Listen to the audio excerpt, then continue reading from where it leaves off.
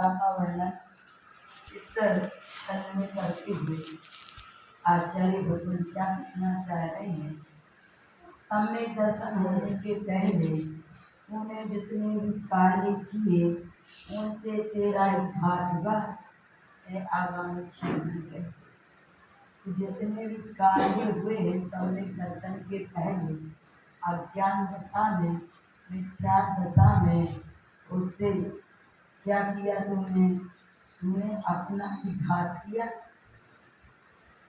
तो उसके संदर्भ में छंद कहते हैं,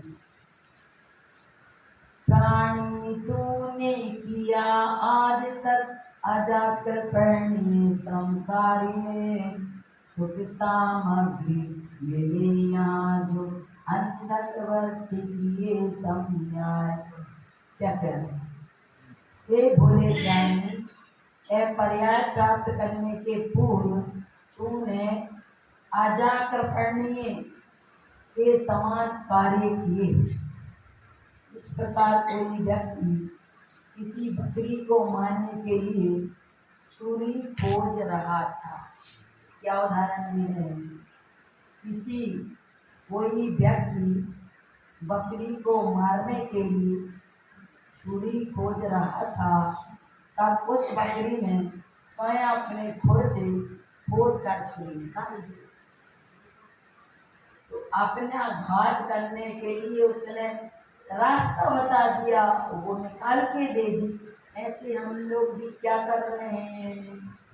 अपने स्वयं का घात करने के लिए वैसे कारणों को हम उपलब्ध वहाँ प्रकट कर रहे हैं। तो ऐसा उदाहरण देके कहते हैं कि यदि बकरी ने ऐसा किया तो क्या वो समझदार थी? समझदार तो नहीं थी ना। उसे स्वयं का घात होना हो जिस औजार से, उसको ही उसने खोद के उसको निकाल के मनुष्य के सामने फेंकी। तो कहते हैं तो उसने तो मूर्खता की, लेकिन हम कितने समझदार हैं। अपन भी अपने आत्मा का निरंतर घात कर रहे थे, जिससे हमारे लिए दुखों का संसार परिभ्रमण का कारण बने। ऐसे कारणों को हम रख रहे हैं। कह रहे हैं विषय कसाय में इतना मस्त है, उससे ये होश नहीं है कि एक अपना स्वयं का घात कर रहा है। ज्ञानी जन यहाँ उस अज्ञान अवस्था में अज्ञानी की मूर्खता का दिग्दर्शन करा रहे हैं कि खुर से खोद कर छुरी निकाल दी और उसी से उसका मरण हुआ। उसी प्रकार जिससे अपना घात हो, अर्थात किससे घात होता है? आत्म के अहित विषय कसाय। आत्मा के घात करने वाले कौन है? आत्म के अहित विषय कसाय, इनमें मेरी परिणति न जाए, मैं रहूं आप में आप लीन, सो करो हो जो इच्छा। निज के अधीन हो जाए। तो आत्म के अहित करने वाले तो विषय कसाय, और हम उन विषय कसायों को कर रहे हैं। तो क्या कर रहे हैं? उस बकरी जैसा कार्य कर रहे हैं, उस बकरी जैसी मूर्खता कर रहे हैं। उसी प्रकार जिससे अपना घात हो, अर्थात अपना बुरा हो, तूने वही कार्य किया। जिससे अपना घात हो, जिससे अपना बुरा हो, वही कार्य किया। तो तू हे उपाधि के विचार में मूर्ख रहा। हित का और अहित का कोई विचार नहीं रहा। इस संसार में सुख रूप विषयों को तू अंधक वर्ती किए जान, अर्थात बुरा करने जिस प्रकार अंधा ताली बजाकर बटेर को पकड़ना चाहता है। बटेर माने पक्षियों को। क्या कह रहे हैं यहाँ कि जिस प्रकार ताली बजाकर, अब कोई आएगा पक्षी वहाँ नहीं आएगा ना, क्योंकि हम शोर कर रहे हैं तो कैसे आए, शोर नहीं होता तो पक्षी आ भी जाए। यहाँ क्या कह रहे हैं कि जिस प्रकार अंधा ताली बजाकर बटेर को पकड़ना चाहता है, यह बड़े आश्चर्य की बात है। देखा आपने, जो किसी जीव पर प्राणघातक हमला करना चाहे तो वो शोरगुल करेगा नहीं करेगा। बिल्ली को देखा आपने, बिल्ली कैसे दबे पैर आती है और पक्षियों को पकड़ लेती है। हंस कैसा ध्यान मुक्त दिखाई देता है, लेकिन उसका ध्यान कहाँ है, मछली की तरफ है। वो इतना शांत, और जितने भी वार करने वाले जीव होते हैं वे इतने बिल्कुल चुपचाप वार करने के लिए सावधान रहते हैं। अभी देखा कि यहाँ पर तत्व चर्चा कर रहे हैं और बिल्ली का बच्चा आता है और फट से कीड़े को उठा ले जाता है, कैसे चुपके से आके उठाता है। तो ऐसे तो वो बाहर कर सकता है, यदि कोई ताली बजाता रहे तो क्या वह बाहर कर पाएगा, नहीं कर पाएगा। यह बड़े आश्चर्य की बात है। उसी प्रकार संसार में थोड़ा भी सुख होना अत्यंत आश्चर्य की बात है कि थोड़ा सा सुख, जिन कारणों में हम लगे हैं उन कारणों से संसार में जरा सा सुख मिल जाए तो लेस मात्र भी सुख मिलने वाला नहीं। लेस मात्र का मतलब क्या होता है, लगार मात्र। यदि अपन ने किसी पात्र में, किसी डिब्बी में हींग रख दी, फिर हींग तो निकल गई, लेकिन उसके बाद उसको धोने मांजने के बाद भी उसमें से हींग की गंध आती है, वो निकलती नहीं है। कह रहे हैं ऐसे संसार में सुख लेस मात्र भी, गंध मात्र भी नहीं। और अपन क्या चाह रहे हैं, सुख चाह रहे हैं।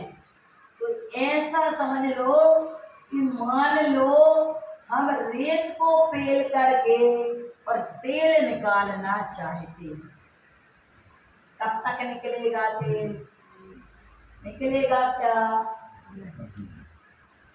जैसे कोई बहुत मेहनत करे और पानी को मथता रहे तो घी तो मिल जाएगा, नहीं मिलेगा।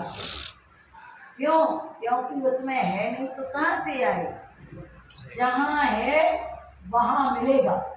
तो जितने भी हमने अभी तक प्रयास और पुरुषार्थ किया है, क्या वे सुख के कारण है, विचार करना, क्या वे सुख के कारण।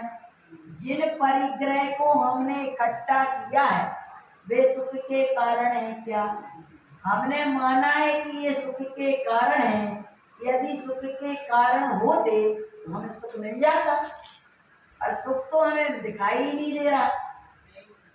तो कहते हैं सुख प्राप्ति हेतु प्रयत्न करते सुख जाता दूर है, क्यों भयंकर भाव मरण प्रवाह में चकचूर है। लक्ष्मी बड़ी अधिकार भी पर बढ़ गया क्या बोलिए, परिवार और कुटुंब है क्या दिन पर तोड़िए।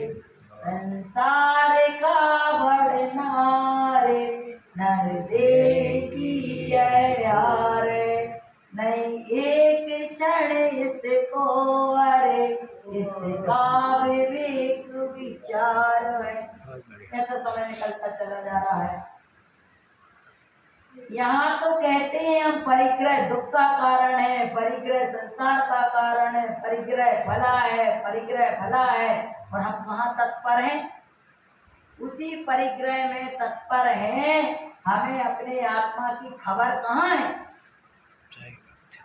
जिसको तुम खोज रहा बंदे वह मालिक तेरे, अंदर है बाहर के मंदिर गत्ते में, सच्चा मंदिर तो अंदर है।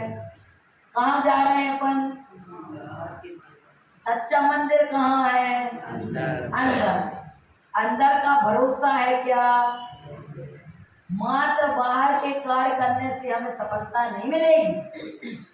मंदिर में हम बहुत गए पर मन यह मंदिर नहीं बना, व्यर्थ जिनालय में जाना जब मन सिर्फ सुंदर नहीं बना।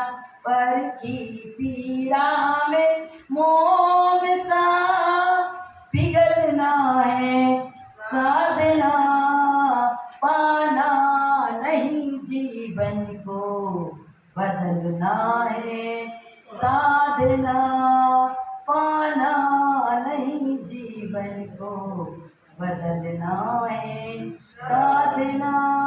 और यदि परिवर्तन नहीं आया तो मंदिर जाना सफल कहलाया बना कि नहीं? व्यर्थ शिवालय में जाना जब मन सिर्फ सुंदर नहीं बना, तो सारा ये सब व्यर्थ चला जाएगा। यदि हमारा मन पवित्र नहीं हुआ, मन मंदिर नहीं बना, मन में स्वरूप की झलक ना आई, तो सब कुछ बाहर से तो होगा, पुण्य बंद हो जाएगा। पुण्य पाप का ये चक्र कब से चल रहा है? अनादि काल से चल रहा है। कर्मों के बीच बैठे हैं, कभी पुण्य की धारा आती है, कभी पाप की धारा आती है, और इस पुण्य पाप की धारा में हम निरंतर बह रहे हैं, लेकिन वास्तविकता को हम नहीं समझ पाए कि वास्तविकता क्या है, स्वरूप क्या है। आज आकिंचन धर्म का दिन है और हम आकिंचन की चर्चा तो कर लेते हैं कि किंचित मात्र भी परिग्रह हमारे लिए दुख का कारण है, इसीलिए परिग्रह से हमें दूर रह करके हमें निजात वैभव को प्रकट करना है। पर कह तो देते हैं, लेकिन क्या वास्तव में हम उससे जो कह रहे हैं उसे जीवन में उतार रहे हैं? जीव अकेला आया है और अकेला ही जाना है, तो हम किसके भरोसे बैठे हैं कि ये हमारी सहायता कर देंगे, ये हमारे लिए दुख सुख दे देंगे? अरे इसी आत्मानुशासन ग्रंथ में चर्चा निकल गई है कि सतभाग्य बिन जो संपदा मिलती नहीं।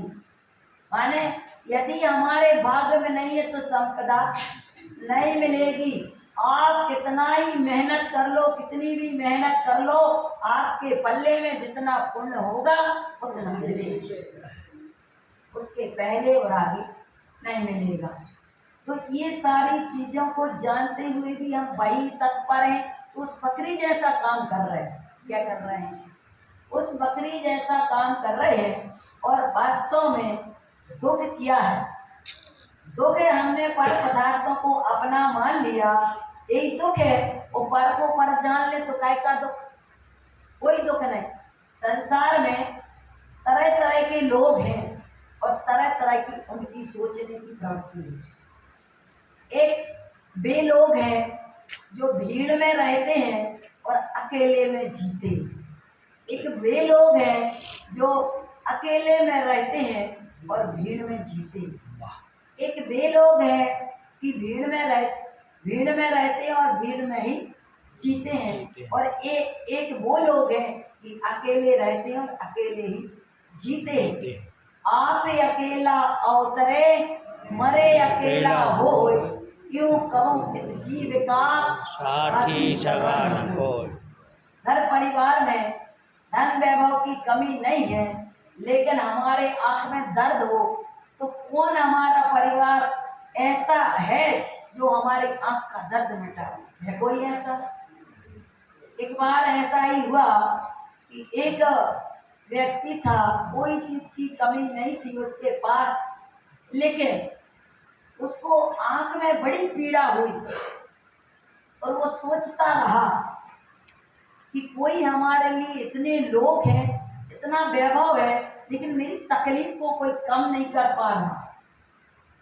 तो ये कायदे अपने, जब हमारी तकलीफ को कोई मिटा नहीं पा रहा तो अपने काय को, वास्तव में कोई किसी का कुछ नहीं कर सकता। अपने अपने उदय के अनुसार उसका परिणमन चलता है। एक ऐसा व्यक्ति भी घर परिवार में हो जाता है कि वह रुग्ण होता है तो जीवन भर उसका रोग ही बना रहता है, और कोई ऐसा भी रहता है कि जीवन भर स्वस्थ रहता है, उसे रोग आता नहीं।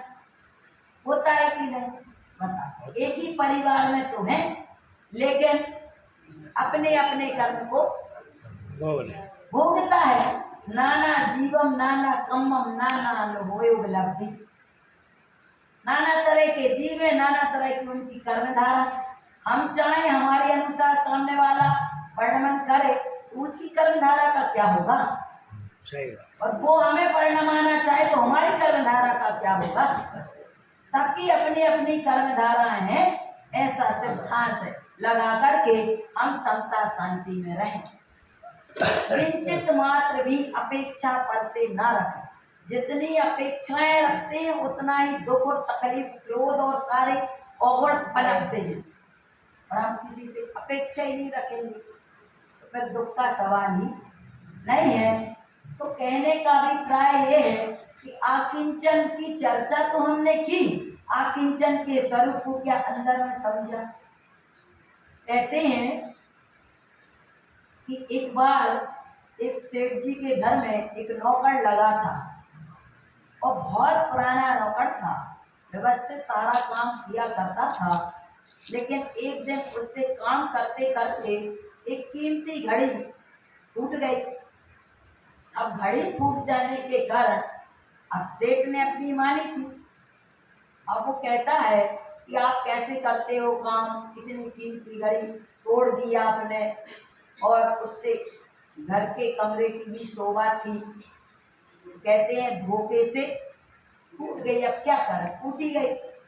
तो अब वह सेठ रात भर बेचैन रहा, चिंता में रहा, इतनी कीमती घड़ी टूट गई।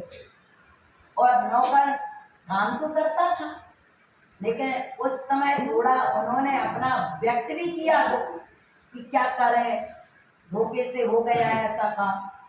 और बस शाम में अपने घर आ गया। वो तो चैन की नींद सो रहा था, और सेठ को रात भर नींद नहीं आई। सेठ को लगा कि देखो वो नौकर और घर जाके बेचैन शांति से सो रहा है और हम बेचैन हो गए, अब क्या कर, कैसे एक दूसरे दुख को अपने अंदर प्रवेश या ग्रहण कर लेते हैं। अब सेठ ने कहा देखो भाई, आप इतने दिन से काम कर रहे थे और मेरा भाव था कि कुछ आपको पुरस्कार इनाम दे दें, तो मेरा भाव था कि ये कीमती घड़ी है, ये तुम्हारे लिए दे दी जाए, क्योंकि आप बहुत दिन से काम कर रहे थे।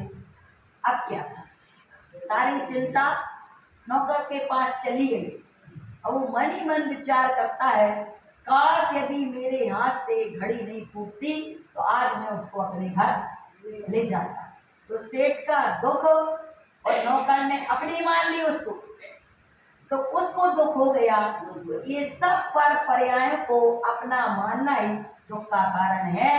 और जो दुख का कारण दूर करना चाहता है वो पर को और पर्यायों को अपने से भिन्न जाने नहीं है। वेद विज्ञान किया तो शरीर छूटा नहीं है, शरीर तो अभी भी है, लेकिन क्या हो गया, भेद ज्ञान हो गए। और भेद ज्ञान होने से अब उसने आत्मा को अपना माना और शरीर को पर मान लिया। तो शरीर में जो परिणमन हो रहा है, दुख का सुख का जो भी हो रहा है, तो ज्ञानी जन उसे कैसा मानते हैं। पूज्यपाद स्वामी ने समाधि तंत्र में कहा है कि जिस प्रकार तन पर कपड़े होते हैं और वे जीर्ण शीर्ण पुराने हो जाते हैं, तो उस कपड़े को अलग करके हम नया कपड़ा धारण कर लेते हैं, तो उससे शरीर का क्या बिगड़ा, कुछ नहीं बिगड़ा। ऐसे ही ज्ञानी जन शरीर में यदि किसी तरह की क्षति होती है, तकलीफ होती है, बीमारी होती है, तो ज्ञानी जन भेद ज्ञान तो ही करते हैं कि ये शरीर में है, मेरे में नहीं। इतना ही तो भेद ज्ञान करना है कि ये शरीर में है, मेरे में नहीं है। ऐसा चिंतन करता है तो शरीर में होता है और उपचार भी करता है, लेकिन भेद ज्ञान निरंतर चलता रहता है और भेद ज्ञान के बल पर वह सुखी रह जाता है। जैसे उदाहरणों के माध्यम से अभी कहा गया था छह ढाला में कि सम्यक दृष्टि गृहस्थी में रहता है, घर परिवार व्यापार धंधा सारी जिम्मेदारियां संभालता है, लेकिन उसे क्या हो गया, भेद ज्ञान हो गया, स्वयं और पर का भेद ज्ञान हो गया। तो सारा कार्य करता तो है, लेकिन उसे अपने स्वरूप की निरंतर खबर बनी रहती है। कैसे बनी रहेगी, कैसे बनी रहेगी? ऐसी बनी रहती है जैसे जैसे आप यहाँ आकर के अपने घर को नहीं भूले, आप अपने परिवार को नहीं भूले, आप अपनी जो भी व्यवस्थाएं हैं उनको नहीं भूले, तो कितना याद किया, याद किया नहीं और भूले हैं नहीं। अर्थात इसका मतलब है कि हमारी स्मृति पटल पर वो ऐसा छप गया है कि वो मिट सकता नहीं। ज्ञानी जन ऐसे अपने आत्म स्वरूप का चिंतन मनन करते हैं और वे सुखी रहते हैं। नरक का नारकी तो बाहर से तो दुख हो, शरीर में तो पीड़ाएं हो रही, लेकिन अंदर में किसका चिंतन चल रहा है, चैतन्य आत्मा का। इसलिए वह नरकों में रहता हुआ भी कैसा है, सुखी है। इसलिए कहते हैं सम्यक सहित नरहम्य सम्यक हीनो न चक्रियम सम्यक मुक्ति मार्ग से हीन सम्यक निगोध्यम। यदि सम्यक सहित नरक में भी रहता है तो भी वहाँ वो सुखी है और वह मोक्ष का अधिकारी है। और सम्यक से हीन यदि चक्रवर्ती पद को भी प्राप्त करता है तो वह चक्रवर्ती छोड़ करके निगोध की ओर चला जाता है। तो इसीलिए आचार्य तारण स्वामी निष्ठाचार्य की 208 नंबर की शायद कारिका गाथा है और इसमें ये गाथा को रखा कि सम्यक सहित नरयम्मी सम्यक हीनो न चक्र। सम्यक सहित नरक में रहना भी अच्छा है, लेकिन सम्यक से हीन चक्रवर्ती पद में रहना भी अच्छा नहीं है, क्योंकि सम्यक सहित नरयम्मी सम्यक हीनो न चक्रियम सम्यक मुक्ति मार्ग से, क्योंकि सम्यक मुक्ति का मार्ग है और हीन सम्यक निरोधयम, और जो सम्यक से हीन है वो निरोध का मार्ग है। ऐसी छोटी छोटी चर्चाएं हैं, लेकिन हम विश्वास के साथ उसे स्वीकार करें तो, वरना ऐसा ना हो कि हम सुनते रहें और हमें भरोसा ना रहे। सही बात। इससे संसार का अंत होने वाला नहीं है, इससे दुखों का अंत होने वाला नहीं है, क्योंकि दुख के कारणों को अपनाओगे तो सुख कैसे मिलेगा, दुखी मिलेगा। ऐसा विचार करते हुए अपने आत्मा को पहचानने का प्रयास करें और ये आकिंचन धर्म किंचित मात्र परिग्रह हमें दुख का कारण है, इसलिए ऐसे दुखों से बचने का प्रयास करके अपने आत्म कल्याण का मार्ग प्रशस्त करें।